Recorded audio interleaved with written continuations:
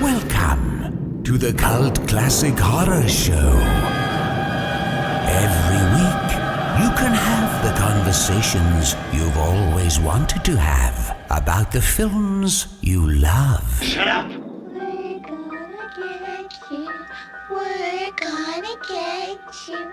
Not another peep. Get rid of your distractions and prepare yourself. Then lock your door. 5, 6, crucifix. You got a big surprise coming to you. You're not going anywhere.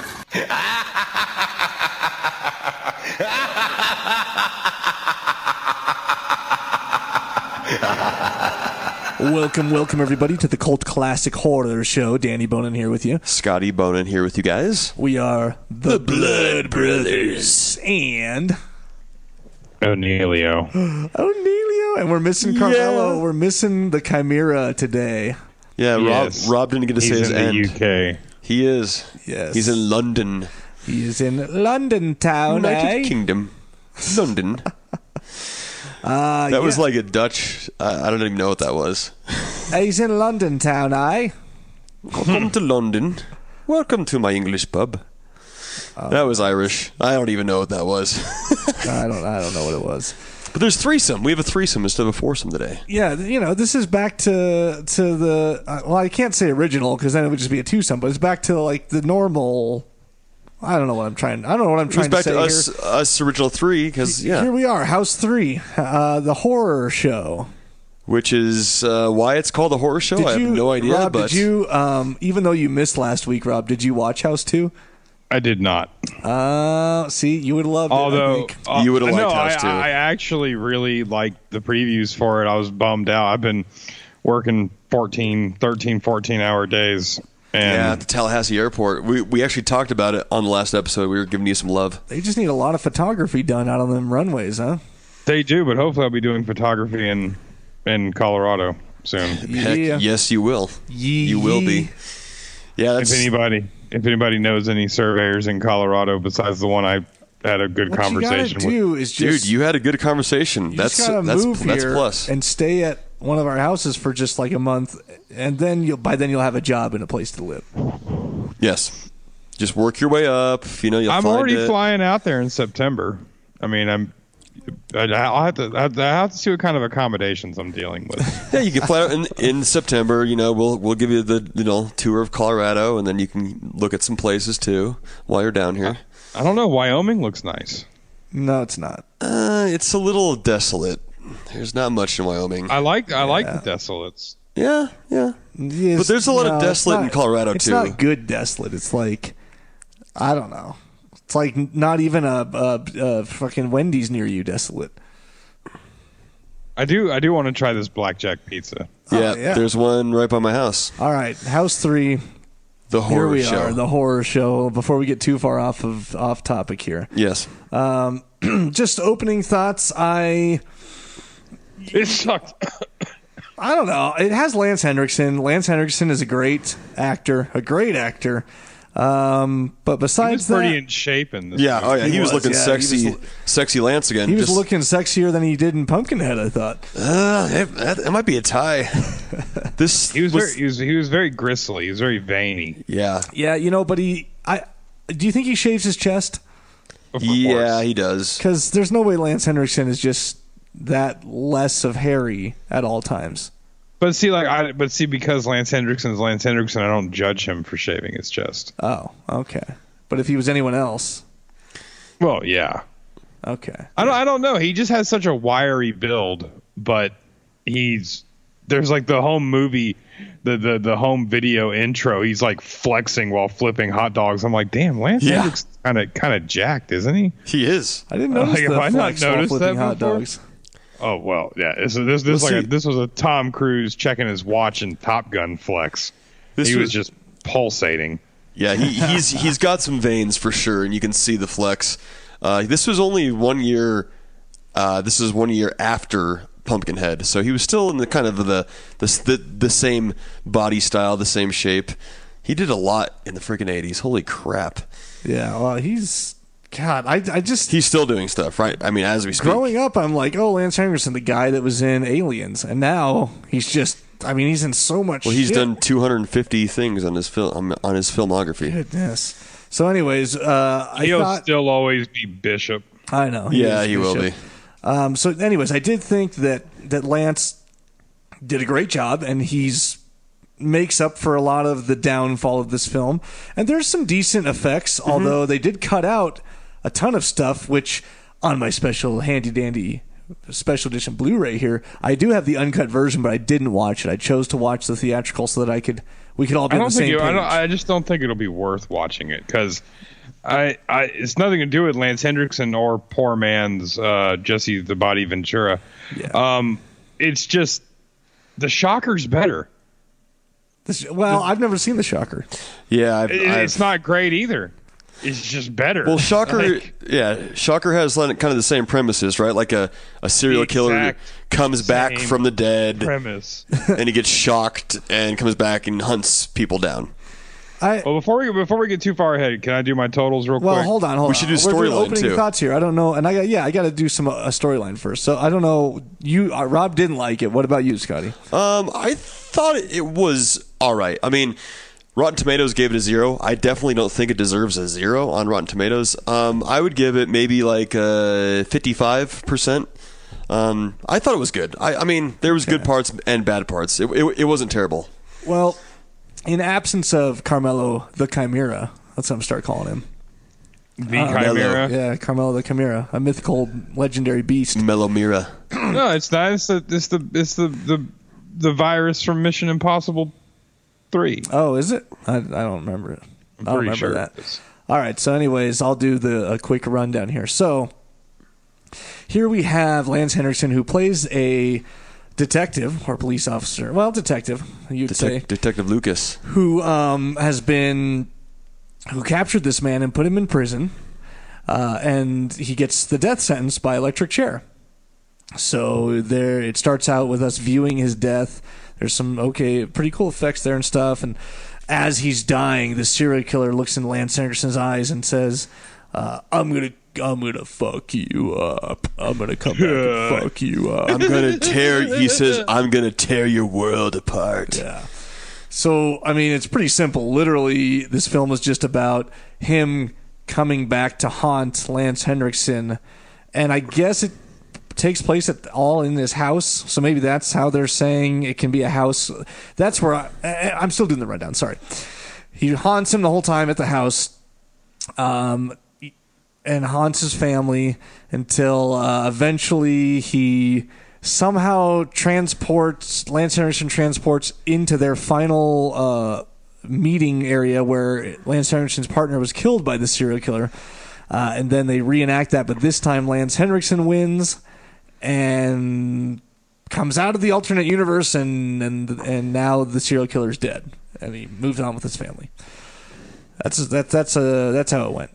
And he's aided by that doctor, the doctor whatever, Peter, and he tells him he has to use electric shock to bring him back to life, and then kill him once he's out of that alternate reality, and then because he's in actual reality, and he kills him, and then yeah. So I was a little disappointed that this didn't have much to do with the house itself. It's just this guy, and I'll get into some of the details about how this even became a house movie. But first, yes, let's move on.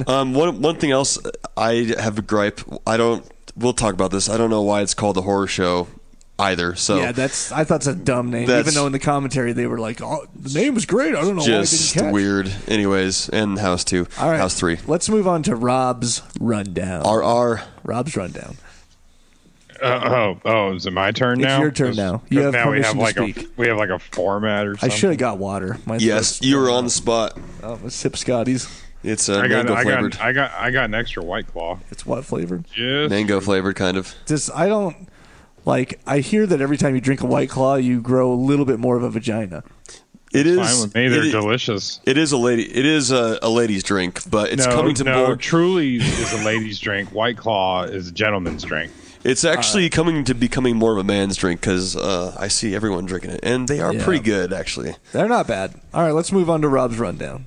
House 3, also known as what was this one called? The Horror Show. Not the cult classic horror show, but the horror show.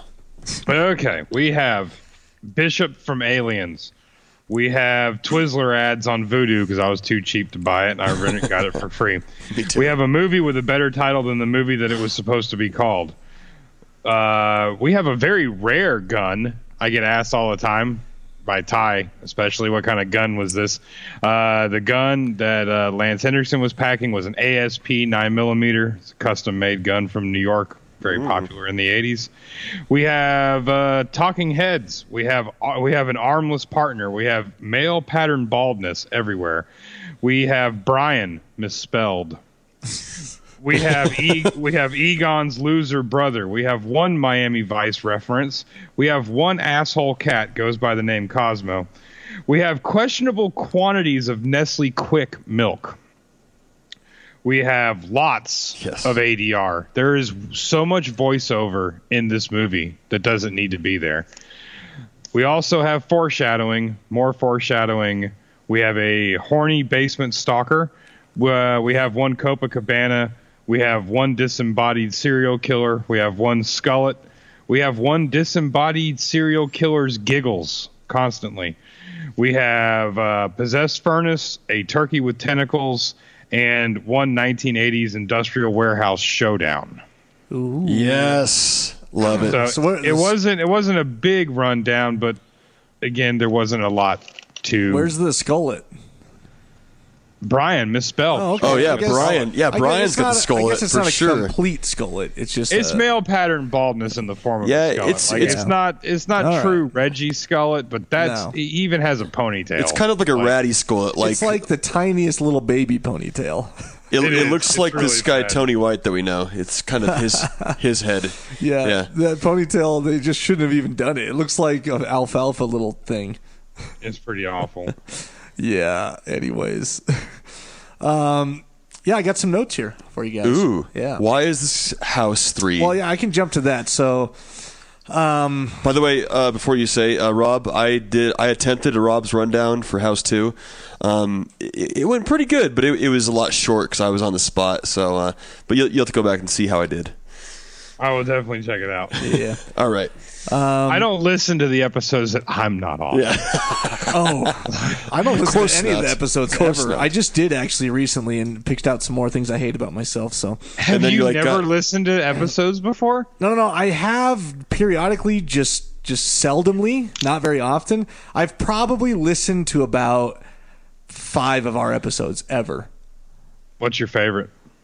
I don't know. I don't know because I don't listen to them. And then you keep listening to him, and you're like, oh, Scotty just keeps talking and said Yeah. what I just said. That's what happens. Yeah, every time. Oh, God. I listened to. I go back and re-listen to like the first episode I was on, and yeah, I hate myself. Well, we all do. We all hate ourselves to a certain extent. I thought. Well, no, I other people don't. thought we all did very well. Like Hellraiser Bloodline's got to be, I think, one of the best episodes we've ever done, and I do re-listen to that occasionally. That's the keys, right? I'll have to check Yeah, it that's out. Frank's Oh yeah, we had fun with that one. Spaghetti and everything. cheeks. I had a lot of fun with the Oh, my Hellraiser God. series. All right, let's keep Anyways. going. Okay. But anyways, I should start listening to more. Okay. So the way that this, the title difference here is Sean S. Cunningham, producer, once again. Ethan Wiley not involved, who was involved in the first two as Very surprising. as writer, and then director as the second one. It was, I'm trying to think of the history of events here.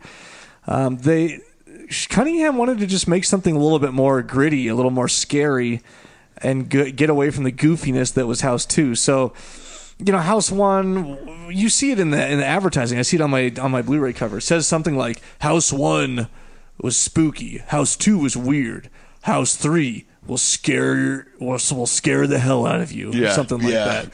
I saw that slogan And it's too. like, this time we're not joking, is the other slogan they kept using. Because House 2 is so much of a comedic horror movie. So they obviously wanted to drive home the fact that House 3 is going to be scary as shit. So Sean S. Cunningham wanted to do that. Once they got this script going, and Cunningham was a little bit, he's the one in the commentary, and he was a little bit forgetful about how it all came together. They had an initial writer who wrote it, and then they didn't like it, and so he hired the writer who ended up, who is it? Alan Warner. Yes, I believe so. Or Leslie Bohem. Leslie Bohem. Yeah. Who ended up writing and loved it that way. So once it was written and everything, I guess the studio, this is released through MGM/UA, United Artists now. Whereas the first two were New World, distributed by New World. Well, this time New World was basically folding it up. They were done. I don't know if they ran out of money or what happened, but they stopped. So UA and MGM gave him an advance on this for U.S. rights. So they partially financed the budget and said that they would rather see this. It was feeling more like just a one-off, not part of a house series. So they decided to call it the horror show. And I was surprised everyone loved the title. And it doesn't even make any sense. Why would you call this the horror show? Yeah, I mean, it's like I could see the horror show of a bunch of horror things happening with like stories and blood and this and that and different horror characters. But I don't know. The only way I could see it is there was some kind of game show involved or some kind of TV show involved within the movie. He's just a serial killer that coming back from the electric chair. It's a little horror, but I mean, it's not. Is he putting on a show or? I don't know. Well, they thought that was brilliant. Anyways, so they went with that. I don't understand it. I mean, is this technically a house movie? It doesn't. We're still in the thick of it, Rob. I'm still talking about it. I just mean I didn't watch this movie because I didn't see the sequel. I will watch it, but I didn't jump into this movie expecting. I didn't have any expectations, so I don't understand why it's not just an absolute standalone movie. I agree with you. So I agree with you 100%. Foreign rights, basically UK. They wanted UA and MGM wasn't dealing with that, so whoever took it over there wanted it to be branded, as a house film. It was Sean S. Cunningham. He did the house movies. Maybe they initially talked about it as a house film when he was sort of shopping it around, and they wanted it branded that way. So they just went ahead and they did that over there. So in the UK, they called it House 3, and in the US, it was the horror show. Wow. Well, now when House 4 eventually came out in the US, everyone was confused as fuck. They're like, where's House 3? And then I think that's when they started then referring to the horror show as House 3. House 3, the horror show. So now it's been combined, and now it's House 3, the horror show. I mean, I guess you could make a point where now Janky is in the different reality world, and he's haunting the house of Lance Hendrickson and his family. And that's the house that they're in. Well, but I don't know. Sean S. Cunningham is the first to admit that he should have done a better job branding this whole series. And that was his goal going into the second one, is that they wanted to create this brand of anthology stuff. We talked about this on the last episode, Rob, that when you weren't here and didn't listen, so I'll have to fill you in.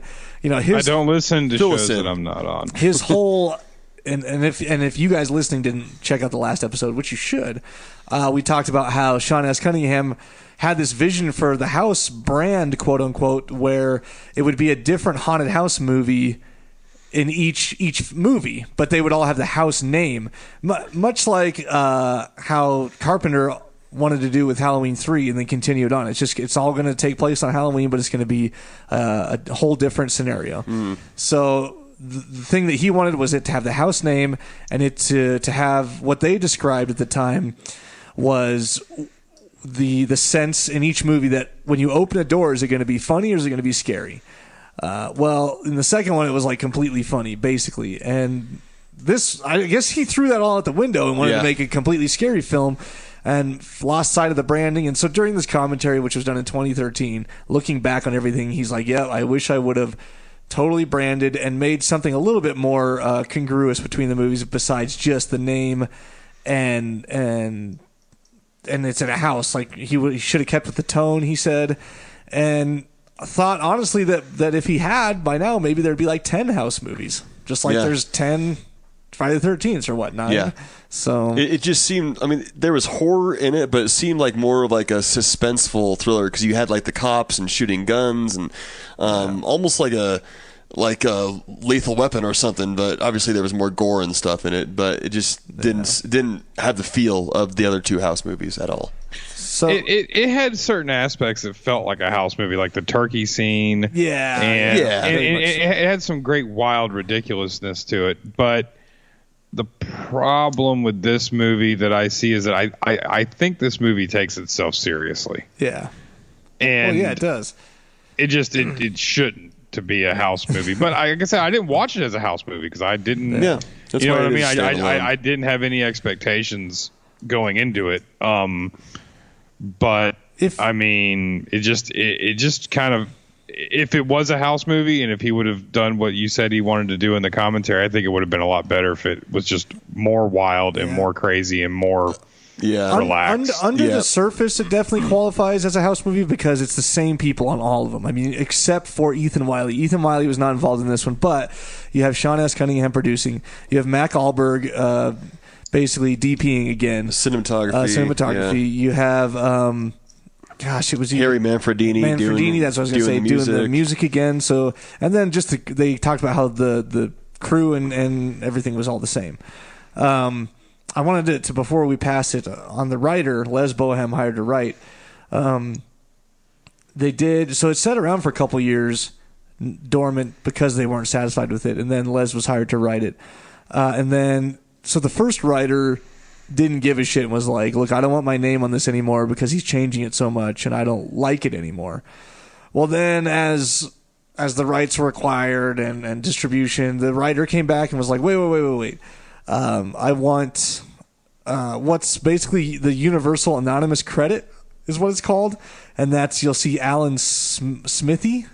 Oh, yeah. It says Alan Smithy. So I didn't know this about this name.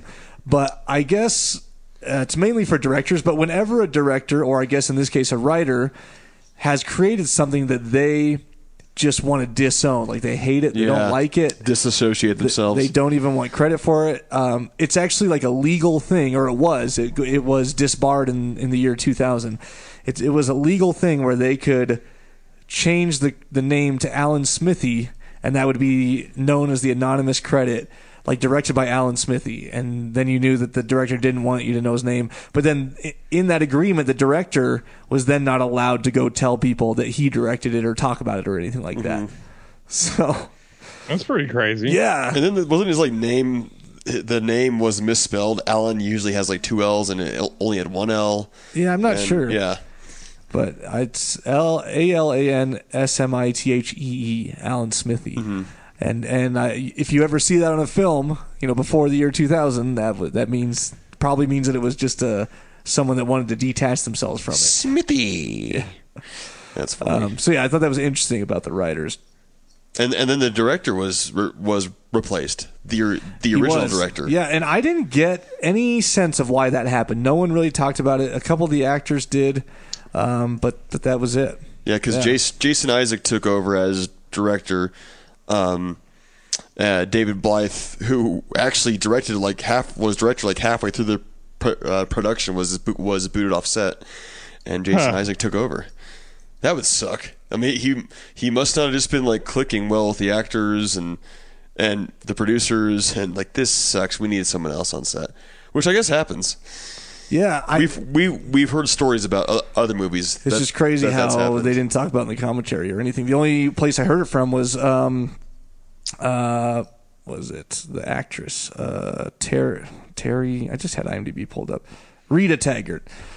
She talked about how it happened and she wondered why and felt she said the actors felt that maybe they were doing something wrong and they had already bonded with the first director but oh well. But then they liked Isaac. What was it? Isaac or who's the director? It's James Isaac. James Isaac. But he ended up being great, and they liked him too. So Rita Taggart played Donna. Yeah, Henriksen's wife. But anyway, so yeah, I'll move on from that. K&B did the effects for this, and this was their first quote unquote large project as a company. They had, wow. they had worked with Sean S. Cunningham on Deep Star 6, which I've never seen or even heard of till now, but it's a deep sea diving creature feature. And they talk about it a lot throughout these House commentaries and documentaries. I think Sean, that was his directorial debut, Cunningham's, because once again, a director had to bow out, and they were so close to filming, and Sean S. Cunningham was so connected to the project already that he just stepped in and directed. So the K&B guys worked on that, and not as K&B, but just as their separate cells. That's hard to wrap around. This was K&B's first big feature, because this is '89. So they had done. It's what they considered big features. So they had done Intruder before this. Okay. And what was the other one? Nightwish, and maybe one or two others. But I guess they considered those not big, but they didn't have big budgets. So this one, they said they were given, what was the number? $87,000 to do the effects, which actually for $3 million budget, maybe that was just their profit. You'd think for $3 million, the effects would have been more than $87,000. For this film. Yeah. Mm-hmm. No, I agree. But I've seen Deep Star 6. It's actually really good. Is it? Yeah, it's kind of like Leviathan. Well, they talked about it coming out around the same time as Leviathan, but they were trying to beat it to release, and I think they might have. No, it's good. I think a bunch of them came out. There's Leviathan, Deep Star 6, and The Abyss. Yeah. But no, Love The Abyss. Deep Star 6 is good. Okay, I'll have to check it out. All right, let me see if K&B didn't do anything with Evil Dead Well, Nicotero worked on Evil Dead too. Just him. So then he became part of K&B. Yeah. Okay. But it didn't have the K&B name on it. It was just Nicotero. Yeah. Working with a team on that, and the first one, I think it was all Tom Sullivan. At least he did the artwork and creation of the Book of the Dead, and I'm not sure. I think he did. See me, I'm the Evil Dead guru, and I think he did do a lot of the makeup effects for Evil Dead as well. Yeah. Anyways, yeah. So yeah, I think the first Evil Dead was very much a group effort on getting everything done. Guaranteed. So, Sam Raimi might have done some of the contacts and getting all that stuff in there, the contact lenses and whatever. We talk about all that in the Evil Dead episode. We Check do. it out. That was many, many years ago. But Rob wasn't on. Maybe we'll have to revisit that one. Yeah, we with the should. new hosts. I know that was when we were brand new. We should do the remake, even though I don't know if it's probably not a cult classic, but it's such a good damn movie. Gotta do the remake. The 2013 remake is way up there. We made exceptions. We did Bone Tomahawk because it was so good. Bone Tomahawk. We could do the remake. So anyways, my next note about effects is that a ton of it was cut out. I already talked about that. So when a couple notable things that were cut out, when his chest has the slit down it and he's sort of feeling it, pushing it together. In the original, that was really cool. He pulls it open and you see the heart beating, and he might even take it out. But I know he pulls it open and you see the heart beating there in the actual one. And then there was just a ton more to the whole electrocution sequence. You just see for a minute his forearm and wrist bubbling up, Well, it was like his whole body was doing that. And then you saw large veins becoming purple and swollen, and it was just a lot more to it. Yeah. And then the MPAAs just said no. That was a pretty cool electric chair scene, though. Yeah. Regardless. They had the art. I liked it. Sean S. Cunningham mentioned in the commentary that, and I sort of agree with him, at some point you cut some out, and now the film is almost more gruesome because it's taken more seriously. Whereas if you leave it in, bulging bubbles and blah, blah, blah, and opening, it's almost over the top, and so you tend to laugh at it, Yeah. Yeah, there was supposed to be Bonnie's birthday scene where the blood spills out of her cake. They're supposed to show her dead boyfriend being torn in half, coming out of the cake and stuff too. Yep. So that would have been made kind of for a comedic kill too. Yeah, there's a lot more things in the background when he first walks into that, whatever he's in, that industrial kitchen area where he goes in and his partner eventually gets his arm slashed. That scene was so funny. Lance really went for that blood spill with his hand. Yeah. He did. Wow, we totally saw you went for that blood. So I do like how the killer's MO is to just chop whole limbs off of. Yeah.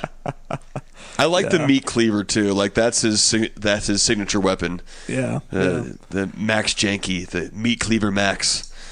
We talked about how Lance was in shape. Cunningham said that he would go to Gold's Gym in the morning and box before he came on set, just to get out his aggression. Yeah, he was pissed off in this movie a lot. That's for sure. He was. He was very frustrated because he kept seeing Max Janky and couldn't get him out of his head. We also have Dee Dee Pfeiffer, who's Michelle Pfeiffer's younger sister. I was wondering if they were related. Yeah, never really got anywhere after this, huh? And she played the daughter. Yeah. Yeah. She was pretty good looking. Yeah, she was hot for sure. And she wasn't bad. She was a good actress. There was a little shower scene there that she looked like she didn't mind. Yeah, Rob, you forgot a nipple in your breakdown. Nudity. I did not catch that. It was very super brief, discreet. Yeah, like you could have. I don't know if it was because it was on Vudu for free or not. Like you could have been fishing a Cheeto out of your beard while holding a White Claw and missed it. Yeah, that's probably exactly. I had spaghetti, so it was kind of messy. Okay, and a White Claw, and while taking notes. How many White Claws are in your home right now? There's not many full ones left. Damn. Like, do you just come home and drink like 5 of those? 3 to 4. 3. So you're an alcoholic now. I'm getting there. White Claw has made you an alcoholic. I was at the. Yeah, I usually don't ever drink at all, but now that I'm on the White Claw kick, I have several. I got my beers at home. I was at the Rockies game today, and they sell the 24-ounce White Claws there. What are they, $28? Yeah, they're like $13, which isn't. I mean, you're at a Rockies game, you're going to pay. At any baseball game, you're going to pay. What alcohol is in White Claw?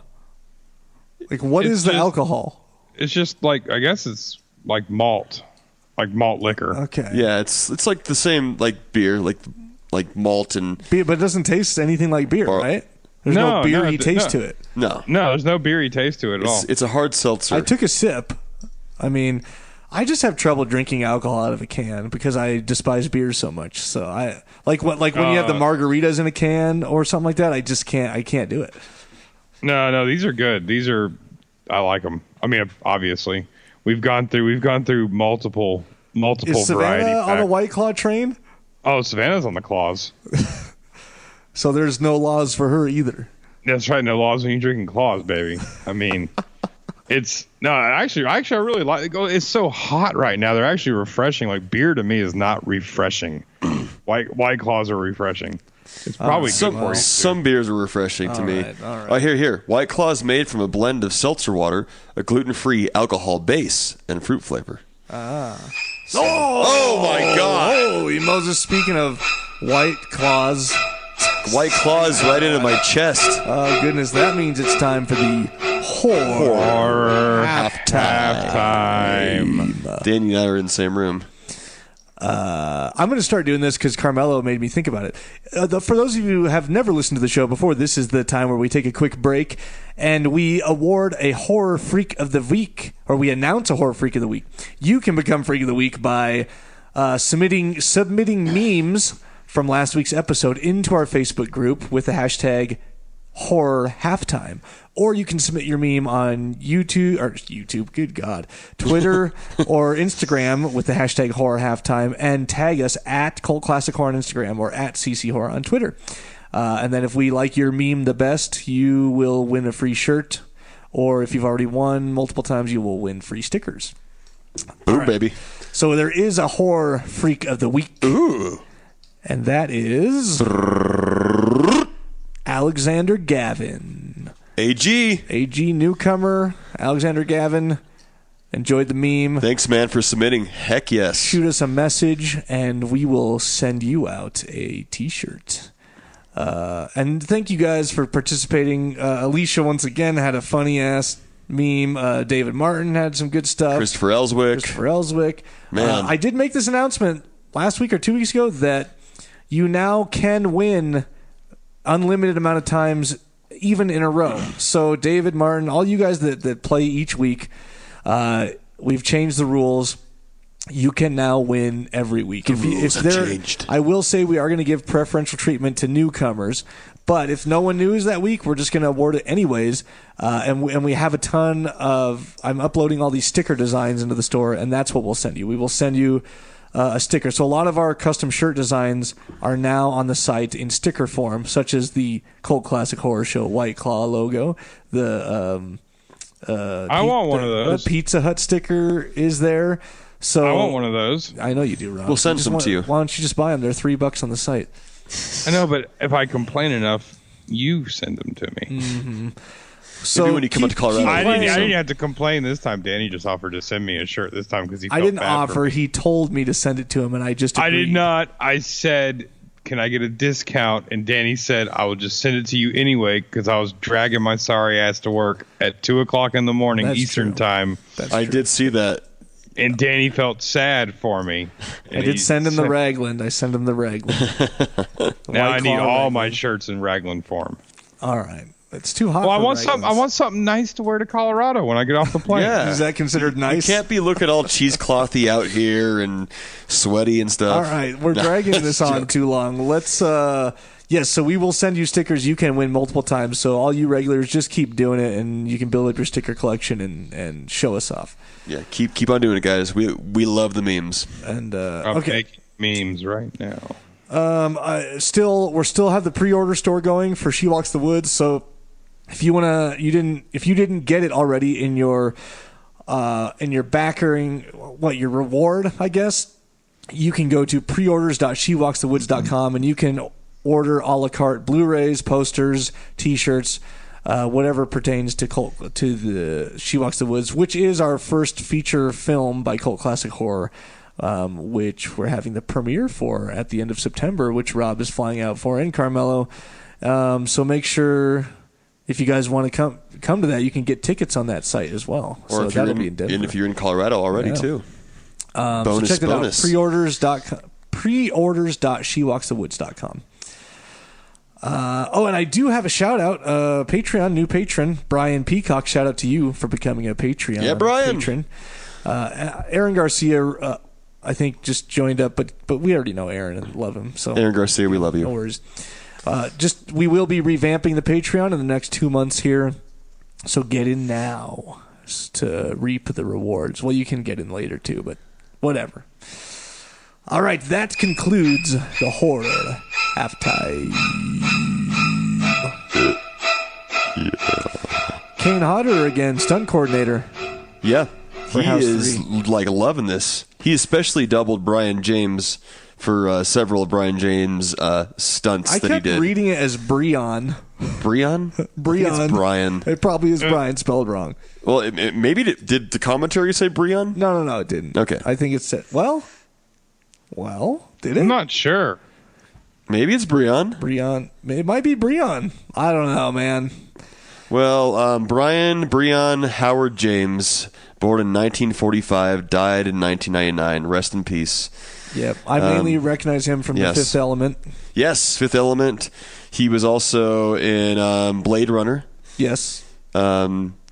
He's tons of stuff. I mean, he had over 100 credits before he died, and he had like 6 movies in pre-production after he died. So there are in post-production. Jeez. So it's pretty crazy. Yeah, he was in a lot of stuff. Silverado, Armed and Dangerous, Steel Dawn. There's tons of good stuff. So Kane Hodder doubled Red Scorpion. Oh, maybe that's what I would recognize him from. Red Scorpion. Yep. Okay. Dolph Lundgren, classic. Yep. I've never seen that one. Oh, okay, watch it. Red Scorpion. Yeah, so Kane Hodder his stunt doubled him, did the fire gag, and Lance, I guess, has made a comment. Of course, this was what Kane Hodder said Lance said. But I believe him. Who knows? They're best buddies. Kane said that Lance has known to say that he was impressed with Kane Hodder's ability to be on fire and pointing at him and looking him in the eye and still fully acting and being in character while being on fire. It amazed him. Wow, that is amazing. Yes. It'd be very hot. And Kane Hodder he said in the commentary, or not the commentary, but his interview, that people really remember him from this. They come up to him at conventions and he said that if him or Lance hadn't done anything else at all, they could still go to conventions just because of the horror show and still get plenty of people coming up to them. Really? Yeah. That's awesome. That's crazy, I think. I think the fire really got to Kane Hodder. You can really tell like his neck is really. I mean, I know. I was joking. Giving him that's shit. how much balls he has, because he actually, he got burnt doing a fire gag, and then he just does them over and over. Well, again. just like in House 2 when he swung from the rope and fell right on his back from 20 feet. Yeah. Well, he talked about. So he flips over the railing in the end of this. He said how that was a iffy landing. He ran, flipped over, meant to do one turn and fall on his back, but as you can see, he does another half revolution, falls right on his stomach onto whatever it was, probably some pad. But he said it definitely wasn't as comfortable as it was supposed to be. God, yeah, that sucks. I didn't say Brian James died from a heart attack. That's what I meant to say. He was 54 years old. So Kane was involved. Kane's been involved in all these as stunt coordinator, so that's another tie into the House franchise. Kane first met Cunningham. Cunningham talked about how he first met Kane on Nightmare on Elm Street. He was doing a fire gag, and Cunningham wasn't involved in Nightmare on Elm Street, but just came by the set to just sort of scope it out and say hi and what's up or whatever. Probably to Wes Craven, since they did Last House on the Left together, and that's how he met Kane. Was he watched him do this fire gag on Nightmare on Elm Street, which I don't know. The first one was the first one. I don't know where the fire gag's at or what it is, but doesn't he run into the pool on fire at some point? I don't remember. I think so. Anyways, so then they had a long working relationship after that, and I mean, obviously Friday the 13th. Yeah. Which I think actually, God, he's done some. I've been looking on Kane Hodder's IMDb. He's done a lot of movies, not just horror. I believe Jim Isaacs, who directed this, also directed Jason X, and put Kane. Kane says that's his largest Jason role, is Jason X, the most he had to do. So he was appreciative of that. And James Isaac was the same director for that. I believe so. That's what he said. I'm not looking at IMDb right now, but yeah. If I'm wrong, I'm sorry. I think you're. No, he is. I just saw it. Yep. Jason X. I think so. Did you guys recognize the chubby little brother? Yeah. What's he in? Puppet Master 3. Puppet Master 3. Oh yeah, Aaron Eisenberg. He plays Peter in Puppet Master 3. Oh, I remember. Yes. The guy's son that rats him out or whatever. I was wondering where I recognized him from. Yeah, he plays Scott in this. Wasn't he like Toulon's apprentice, and then he rats him out to save his father or something? Yep. Yeah. Yep. That's right. Yeah, that's what happens. How funny. How do you still remember the plot points of that movie? Because I was remembering him, then Peter it came to mind. I just remember Peter. I don't know how I remember, because that was our first introduction to kind Hugh Jackman, to Toulon. Oh yeah, Toulon's Revenge. It's called Part 3, Toulon's Revenge. So then it brought up in my mind that his wife dies in the beginning from the Nazis, and then he, it's all the Nazis. That one was okay. It was. I don't know. It was okay. It had the really cheesy shots of 6-shooter climbing the side of the building and shooting the guy in the head. And yeah. Aaron Eisenberg, who plays Scott and Peter, he's mostly known for Star Trek, Deep Space Nine, and Voyager. Star Trek. Anyway, so we already briefly touched on it. Funniest gag of the whole thing is the turkey face, I would say. Oh yeah. So well, and before the turkey face appears, and Detective Lucas Henriksen is looking at it, it looks like an alien almost, like the tentacles coming out, like, oh look, an alien, and then the head pops up, and I wish they would have done more with the tentacles. They called that Nicotero. I watched an interview with Nicotero, and he called that like Rob Bottinism is what that was, and so it was the whole sort of gag. They did do a mold of an actual turkey. Then they dehydrated. They looked emaciated and skinny, sort of, and they did a mold of Breon's face and shrunk it down and got it on there. It was just, it was pretty cheesy, but I thought it gave it a cool little. I mean, it's memorable. Everyone remembers that. I just thought it was an alien to go back to the bishop, But then they turned to the head and everything. It was pretty cool. The effects were not a letdown for this, for sure. No, they were good. I had a couple more notes on Kane. He said that it was a pleasure to work with Mac Ahlberg because cinematographer Mac Ahlberg. He said that Mac was always open to Kane's advice because Kane, being a stunt coordinator and having the experience he sometimes has the know-how on how to do a shot. Like, hey, you're going to catch the best angle if you do it from here or whatever. And he said that Mac Ahlberg would take in his input. Sometimes he would use that, and sometimes he would say, no, I got it figured out. But Kane was always very appreciative that he would even listen to him. He says a lot of times DPs or cinematographers will just be like, shut up, I don't even want to hear what you have to say. Yeah. So, and then D.D. Pfeiffer, I think Kane, or was it, I think it was Rita Taggart that said, because they had an interview with her too, she said that she was talking to Dee on set, and Dee was there, and she has a little nip in that shower scene, which is surprising because Taggart said that Dee said, I told him no tits, no ass, no bush. Great. Rita said that, or Dee said that? Dee said that. Yeah, Rita said that Dee told her that. How old was Dee at this point? Like 17? I don't. She's talking about Bush? Jeez. Well. Nasty mouth girl. Just joking. I don't. Nasty mouth girl?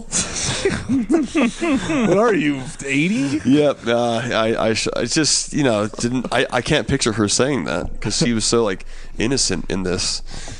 Yeah. I don't but know. not in real life, obviously. I'm sure that came from her older sister. Yeah, you tell them. Honestly, they do Michelle not. Pfeiffer. They do not look alike. Are they like step siblings? They seriously. I don't see any of Michelle Pfeiffer in Dee Pfeiffer. Let's see if there's I'm going to see the picture of Dee Pfeiffer now. The other note I had was Shocker was filming at the same time as this, Rob, and they were sort of not. I mean, what was it? Wes Craven that did Shocker, right? I think. I don't know who did Shocker. I think it was Wes Craven. There wasn't. No, I've seen it a ton of times on TV. There wasn't necessarily bad blood, Cunningham was saying, but it's just they were aware and they were sort of in friendly competition going on at the same time. Yeah, Shocker was Wes Craven. That's what I thought. Written and directed. Well, it's got a rocking 24% on Rotten Tomatoes, so I guess he won. I don't know why this has a 0 on Rotten Tomatoes. That just doesn't make sense. Probably because nobody's watched it. Yeah, you're right. The last effects. It wasn't that bad. I mean, the last effects thing was the chest and the heart coming out. All that they just had Lance, which you could figure had his head through a door and then a fake chest. So it's just his head through a hole in the door above the chest, and that's how they did things back then. There is a throwback sort of to Aliens. With the whole stomach burst almost bursting, but didn't quite. Oh, for Dee or for Bonnie. Yeah, that was a pretty cool effect. I mean, shit. Those are all the notes I have, but yeah. No, I mean, I think it's not terrible. It really isn't, but this is another one of those movies that again. It just makes no sense. Yeah. Like, we're going to call it House 3 in the UK and then this, and they're like, who cares? Like, why even, like, what does it matter? Mm-hmm. It's like, just stand by your guns and say, no, it's going to be House 3 or it's going to be this. I think the movie would have done better as House 3 because from what I can tell, like, House 2 they're already kind of an anthology setup. Yeah. Mm-hmm. Just call it House 3 or call it what have you. But, I mean, it is kind of a blatant ripoff of Shocker, or Shocker's a blatant ripoff of this. I don't know. I just think Shocker branded itself for what it was. The name of this movie's got nothing to do with this movie. And for a 80s horror, low budget, B-rated, movie, like there's nothing about the cover art or the name or anything that draws you to it. Yeah, it just exists. Yeah, it's just a standalone. I think it's sort of forgettable too. I'm sitting here doing the podcast on it. I watched it yesterday. Well, I just finished watching it. And I'm trying to remember parts in it, right? Yeah, like I watched it. There was a lot of buffer. There's a lot of wasted time. I've watched it twice technically because I watched it once all the way through. Then I watched it with commentary, and then I watched an hour of featurettes on it, and I'm still like, I'm doing the rundown, and I'm like, what exactly happened again? Yeah. Yeah, there was some. I was reading there was some other movies. The First Power, which is also about an executed serial killer coming back to life after getting the electric chair, and that was 1990. And then shocker, and then other coming back from the dead after execution. There was Prison, 1987, and then also Destroyer, 1988. So there was a lot of movies that were like this around the same time. So maybe that's another reason why it kind of got swept under the rug a little bit. I'm anxious to see where they go with House 4 because I've never seen it before, and I just wonder if they get a little bit back to the branding or to the feel of the first two, or if it's just off the wall again. Yeah. So. Yeah, I'm very interested too. And I don't know, just a heads up, I don't know where that's available or if it's available anywhere to people. I think some people in the group have been finding it, so it might be on YouTube or something. So we'll have to search for that. I mean, I have it on the special edition here, but I also watched this for free on Vudu, Rob. So don't feel too bad. It's the only place I can find it. It was actually on Tubi too. Oh, okay. But they both have ads, of course. So. Never sneak up on a man when he's blasting Metallica. There was some good lines in this. Blow it out your ass, Pinhead. There's some like 80s like curse words like Pinhead and I'm going to tear your world apart. And there's some good effects. So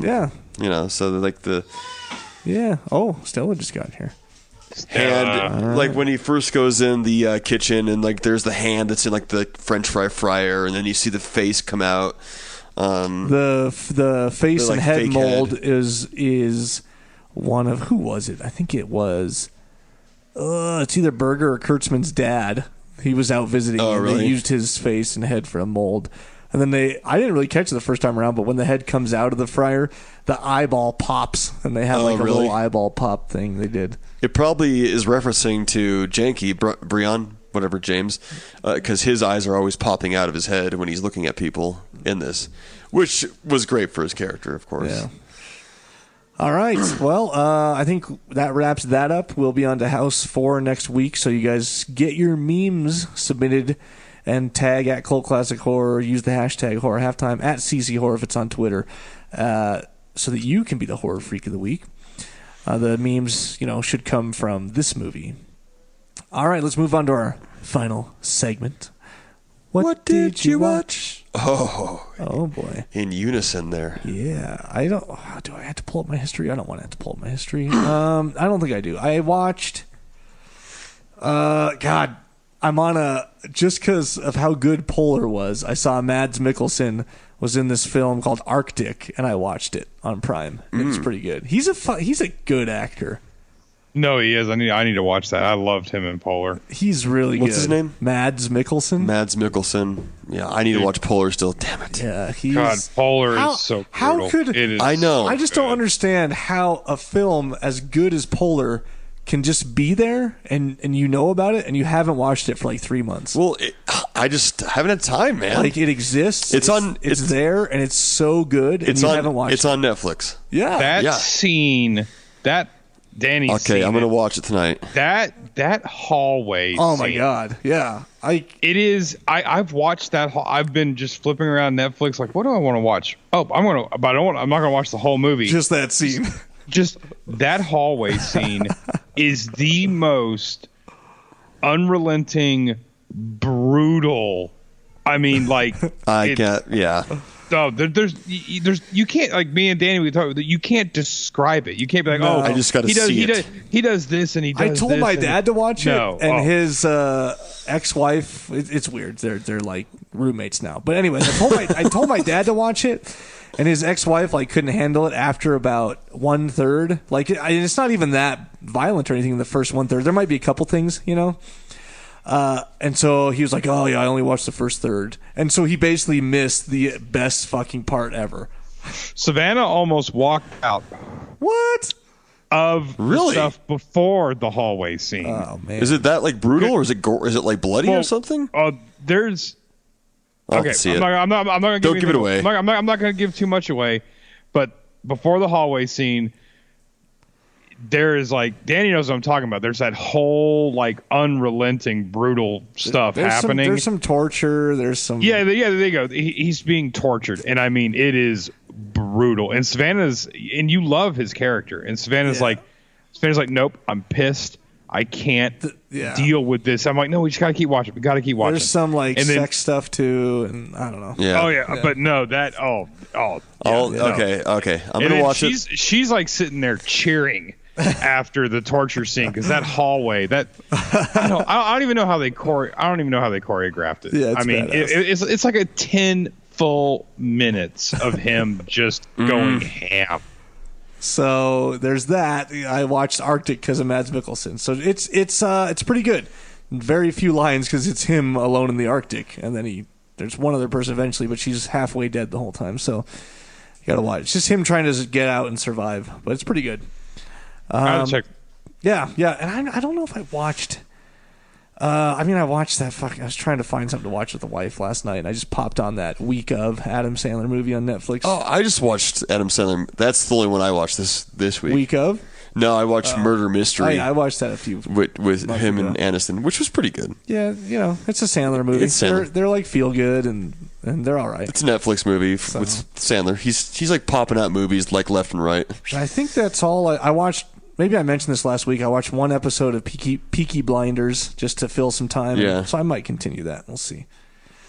What you watched? I did Murder Mystery. Then we finished off The Handmaid's Tale first season. So that's pretty good. What'd you watch, Rob?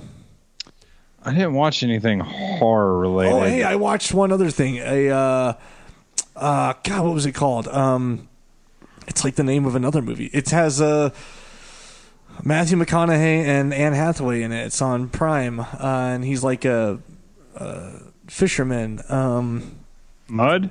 No. I gotta look it up now. Just go on with what you watched. Oh, I was just gonna say that we watched. We watched The Accountant. With Ben Affleck. Oh yeah, you said you watched that. Awesome. I am a huge advocate of hating Ben Affleck and all of his movies. But this was really good. It was. I was like, I remember when it came out, I wasn't too thrilled about it. And I was thinking like, oh, okay, so Ben Affleck's bored and going to try to make a Jason Bourne movie. And it was awesome. Yeah, The Accountant was the story was just really good. I mean, the action was great, but the story was really, really good. And then that led on to watching Bourne 1 and 2. And then I was thinking, like, I remember Taken being really, really good. Oh, yeah, the first Taken. And then I rewatched the first Taken, and it was good, but it just doesn't. I just don't think it holds up. Yeah. To me, like it just doesn't. I think Little Bournes are. It is. I think like if you're listing like these new action movies, I put it on the Patreon page, but like Polar is like 1 or 2. And The Accountant is up there with it because they're good. That. And John Wick. I mean, they're all page. the action is they're all up there. I think Polar holds it to me because it was such a sleeper. Yeah. I watched Polar like whatever, like The Accountant. I'm like, it's okay, $3.99. Yeah, I'll check it out. But Polar's out of nowhere. Polar's an underdog. I never would have watched that if you didn't tell me about it. Like, I don't even think I would have watched it seeing the cover fly by on Netflix. Which makes you like, why the heck wasn't it? More out there and people like talking about it and stuff. There's a lot of Netflix movies that are good movies, but they're missing something. You watch it and you're like, man, okay, that could have been in the theater, but I know why it wasn't in the theater because it was just missing something. Like the editing was off, or the story. We watched Triple Frontier. That was another one. I watched Ben Affleck, and it was good, but it just like the end. It was a good watch. I recommend you watch it. It's not going to change your life. It's just So you could kind of be like, okay, I understand why this was on Netflix because it was a little weak. Yeah, Polar is a perfect action movie. Like, there's nothing wrong with Polar. If it's Polar probably was too violent for theaters. I mean, I don't know. There's a lot of violent movies in theaters, but you got it. If Polar was in the theater, it would have made $100 million. Maybe it's seriously, it's a good movie. I don't know why. I don't know why it got buried in Maybe Netflix. not enough name actors. Why did it get buried in Netflix? Who knows? I guess so. They should have just upped the nameage. But I can't imagine. I mean, there are a couple guys I can imagine besides Mads Mikkelsen, but he does a really good job. I wouldn't want to replace him. Oh no, I'm gonna have to watch Polar again. Yeah, me too. I need to watch. I have too. I'm watching it. The movie I watched was called Serenity. Oh yeah. Which, there's already a movie called Serenity, obviously about Firefly, but yes, it's called good? Serenity. It was decent. It was good. It's got a little twist to it. It's pretty good. It's got Jason Clarke in it too. It's a sleeper. I like Jason Clarke. Oh yeah. He's sneaking up on me. Yeah, he's good. He's good. I like him. I'm liking him more and more and more. Every time I see Jason Clarke, I like it. Yeah. All right. I think that's it. So, yeah. That concludes the. What did you watch? House 4 next week, and yeah, guys. So follow us at Danny Bonin, at Scotty Bonin, at O'Neilio with 4 O's, at Danny B, at Scotty B. It's BEE like the Facebook. Bug. At Cult Classic Horror and at CC Horror on Twitter. Patreon.com/Cult Classic Horror if you want to support what we're doing and be a part of the fam. Even though you can still be a part of the fam without that. Yeah, just join the group and interact. Yeah. Cool. That's all the announcements. Thanks for joining us, guys, and we'll catch you next week. Later, guys. Later. Don't you blame the movies. Movies don't create psychos. Movies make psychos more creative.